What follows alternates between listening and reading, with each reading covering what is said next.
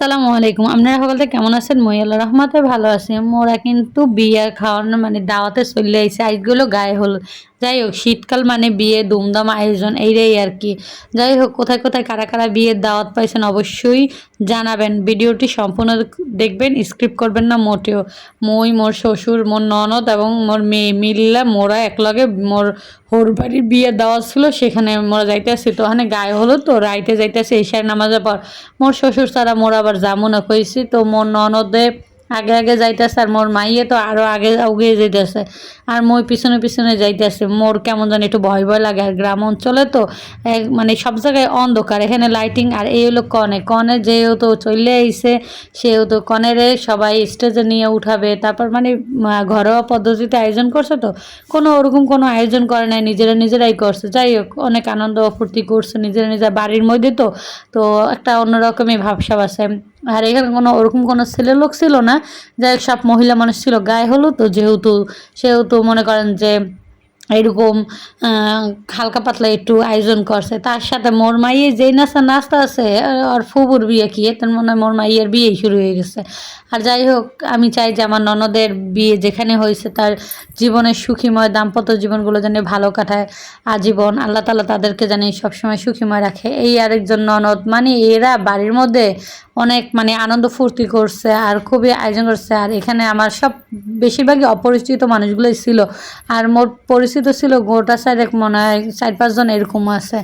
এরপর তো মানে সবাই বইসা রয়েছে আর এরা একটু গায়ে হলুদ টলুদ দিছে। মুই আবার হ্যাঁ যায়নি। আর মোর ভাই একটু পরপর নাচন ওড়ে মুই ওরে বহাইয়ে থুইকে ওর এক্সের পায়ের সমস্যা বুঝলেন, পাও কামড়ানির রোগের সমস্যা, পাও কামড়ায়। আর এখানে মোর ননদের বান্ধবী টান্ধবী আইসে, হেরা মিল্লা নাচতে লইছে।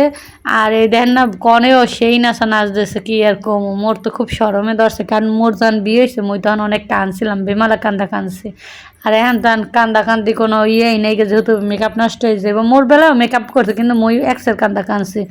জানি না কে মোর মনের মধ্যে এত কষ্ট হয়েছে। আর এখানে কোনো কান্দনের কোনো ইয়ে নাই।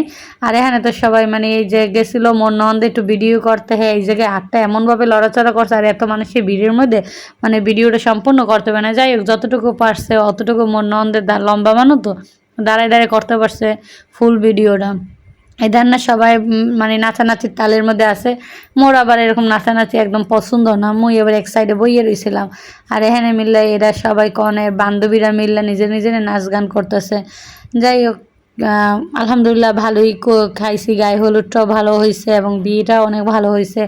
অবশ্যই ভিডিওটা সম্পূর্ণ দেখবেন, কারণ ভিডিওটা সম্পূর্ণ দেখলে হয়তো বা মজা পাবেন। জানি না কাদের গ্রামের বিয়েতে কীরকম আয়োজন হয়, আর মগো বরিশালে তো এর থেকে বেশি আয়োজন হয়, কিন্তু এখানে তো একটু নর্মালভাবে করছে, ওরকম আয়োজন করে নাই।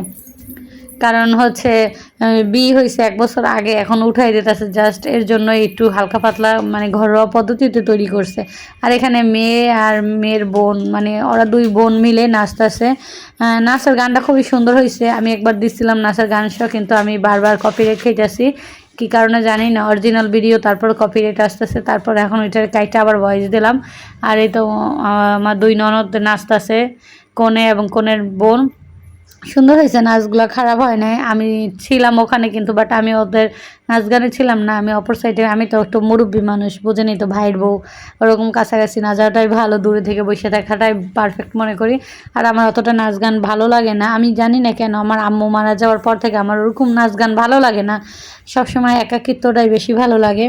আর যেহেতু গেছি তো সবার সাথে মিলেমিশে থাকা লাগবে, এটাই হচ্ছে আমাদের মেয়েদের জীবন। এরকম সব মেয়েদের জীবনে এই যে গায়ে হলুদের ফুল যেভাবে গলায় মালায় দিয়ে যায়, ওরকম আবার সাদা কাপড় পরেই বের হতে হবে।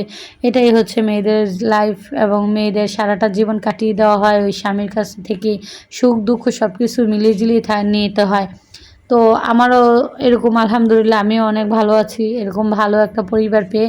আর এরাও খুবই আনন্দময় গুলো কাটাইছি দিনগুলো। তবে সবাই ভালো থাকবেন। আজকের মতো বিদায় নিচ্ছি। সবাইকে শীতের শুভেচ্ছা।